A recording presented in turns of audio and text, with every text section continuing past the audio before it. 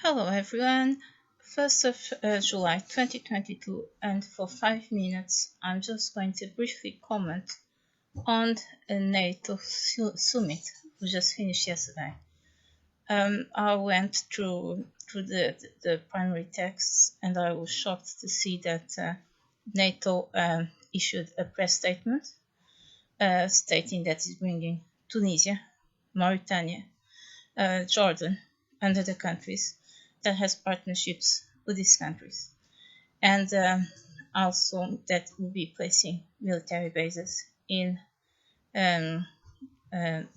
nearby Russia. Ukraine will be equipped, assisted, and neighboring NATO countries will have NATO bases.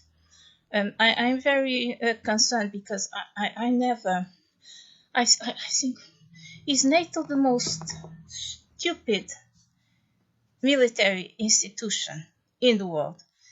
These guys, they just came on the media and they just laid out the valuable goods, because right now all the military strategists and research institutes, they're focusing on how important these countries were during Second World War, or how important these countries are.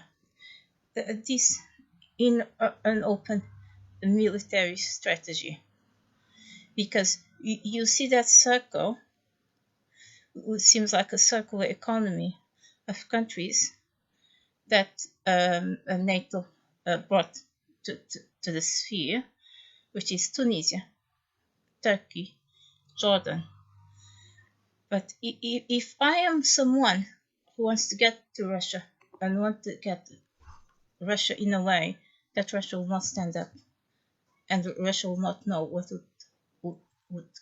to just hit the country, I am going to use Tunisia, Jordan, and Turkey as military assets, and I will use them to get into the country.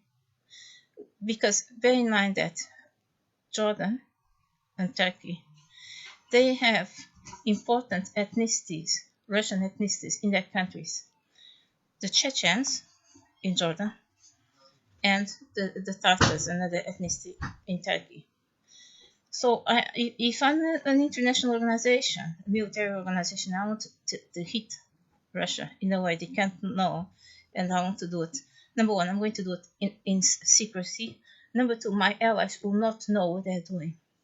Because if they know what is the mission, I might have problems, because there might be people who think that Russia is very okay, is a libertarian, is a communist saint.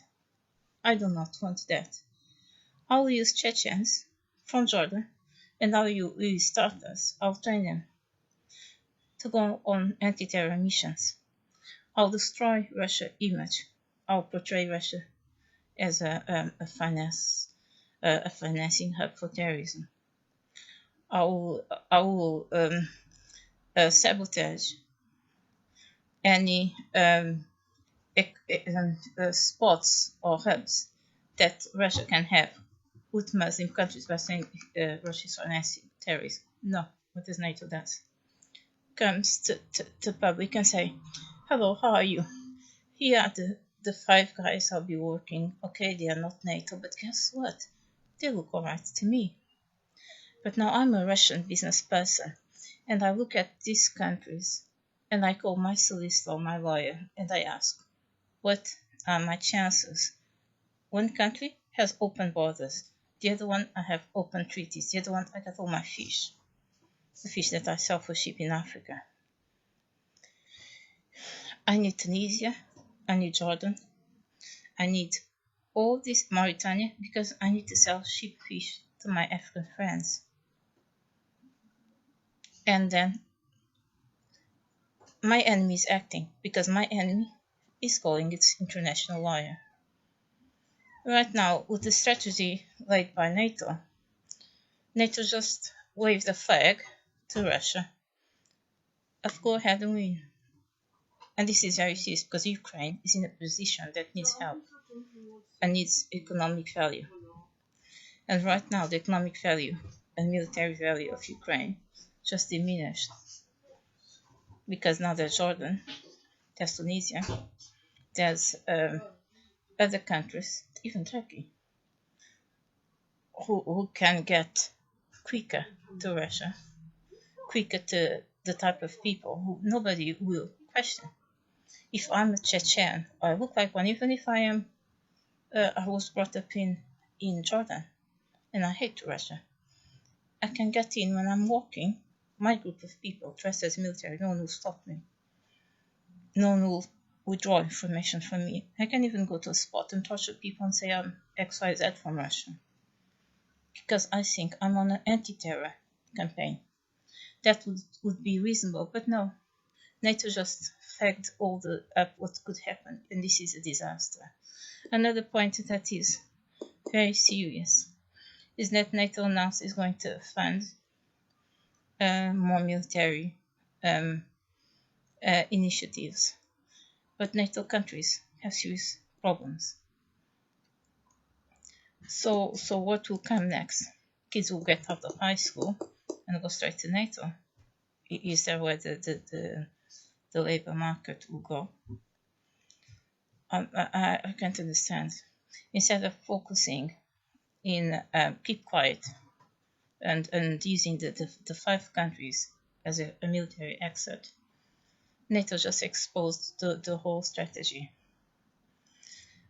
Russia will have time to act. And even if Russia is conscious that all the commercial markets that they have and treaties which allow them to buy sheep and supply sheep to the allies will be in question in the future, Russia will not be thinking so much in how its allies will diminish when religious and ethnic factors come in place. But the problem with this is that NATO done the same, because NATO brought Mauritania and Tunisia. And when I hear the names of Mauritania and Tunisia, I cringe, because those 2 countries are not welcome in the African Union. And those 2 countries in particular, with Mauritius, so Mauritius, Tunisia, and Mauritius, Mauritania, and Tunisia are 3 hateful countries of Africa, which most Africans will cringe when they think, because we switch the TV on and we see horrible torture and slavery and human trafficking by Arabs and Indians against Africans, especially always targeting mixed race people half white. So that's another concern. If I'm an African leader, powerful nation, and I'm looking at the TV and I see that NATO is allying with Tunisia and Mauritania, I'll say what's next, Mauritius. It's not going to happen. I'm going straight to Russia, because these countries don't have military power in here, especially considering that they might use OPEC to destabilize and finish the African countries, but they have Arab influence over Arab countries. So now I think today I can assess the NATO summit of 2022 as a complete military fiasco. Thank you for listening. Very brief analysis. Bye.